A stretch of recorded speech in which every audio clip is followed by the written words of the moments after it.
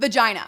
Do I have your attention? Have you ever thought about how women are constantly told to spend a ton of money on their face, hair, and wardrobe, but don't even feel comfortable saying the word vagina? What is that about? It's definitely time for a change. On today's episode of Taboo, we're finally taking the stigma away from vaginal health.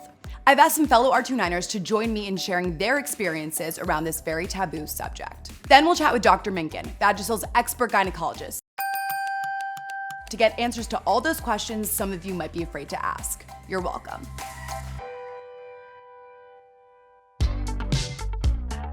I grew up very Catholic and I went to a public school that had abstinence-only sex education. I did not get a lot of information about vaginal health from anyone. Once I was about 15 or 16 years old, I started to see a gynecologist, and that's when I really started to learn about vaginal health. I was probably around 17, and my sister and my mom both had a conversation with me saying, just because you're not sexually active doesn't mean that you're not gonna need to go to GYN. My grandma was the one who introduced me, but my friends were the ones I had those conversations with. I feel like I could not talk about vaginal health at all until I was probably near the end of college. I grew up in an environment where, you couldn't even really say vagina. Vagina. Vagina. Vagina. Vagina. I'm an open book when it comes to everything, and I enjoy giving advice if I can.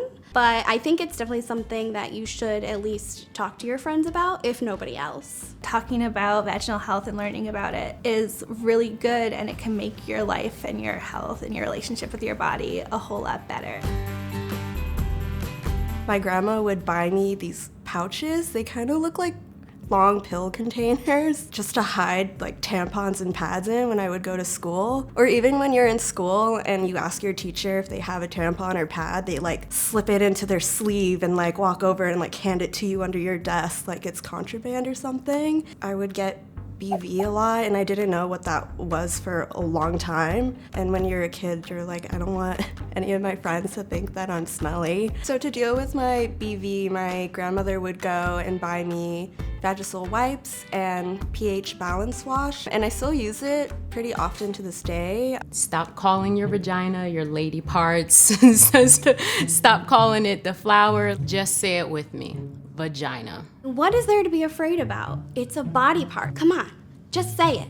Say vagina. Just in terms of odor, that one's still a tough one. I was doing birth control for an extended period of time. After I stopped taking it, my pH balance completely was thrown off. So it took me a minute to go to my doctor and ask what was going on. I thought it was an infection or something, and turns out it was just my hormones readjusting. Now I feel really comfortable talking about my period, vagina, sex, everything with my friends. I'll even give them lube recommendations and sex toy recommendations, and we'll talk about different sexual things we do and don't like. If you're not comfortable talking to your friends, please talk to the doctor.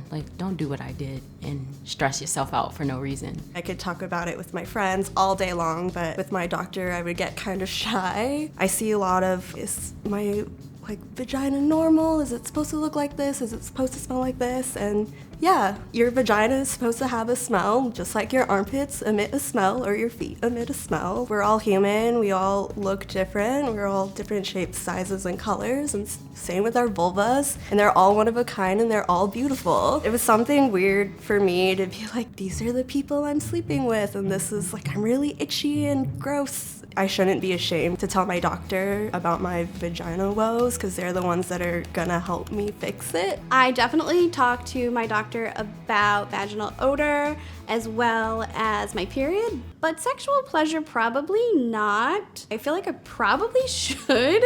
If you're ashamed to talk to a friend or a family member, the doctor is your safe space.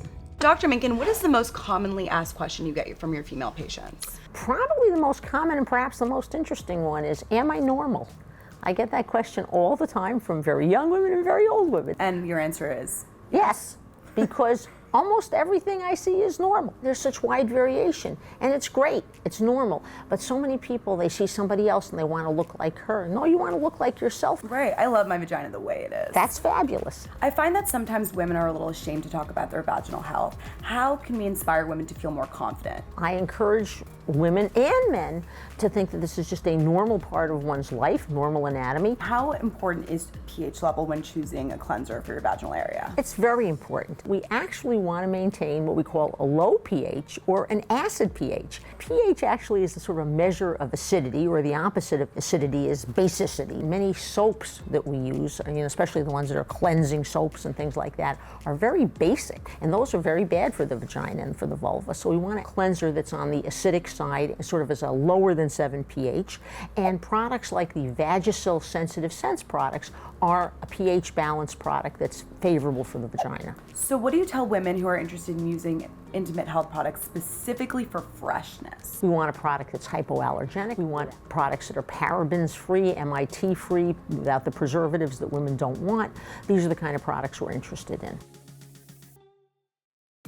Feeling fresh after the gym is definitely important for me. I need something that I can just grab and go. Odor control, it can get pretty smelly. Hypoallergenic that help restore pH balance. If you have a piece of advice for women who are feeling a little shameful or who are not open to discussing or have a question but might be too afraid to ask, what would you say to them? Don't be ashamed. Get yourself involved with a healthcare provider that you feel comfortable with. You want to be with somebody that you don't feel ashamed or embarrassed to ask a question. Are you taking new patients? Yes? There's absolutely nothing to be embarrassed about when it comes to all things vagina. Remember that it's normal and it's natural, so let's be proud. In fact, I encourage you to say vagina out loud right now. Vagina! It feels good, right? See you next time.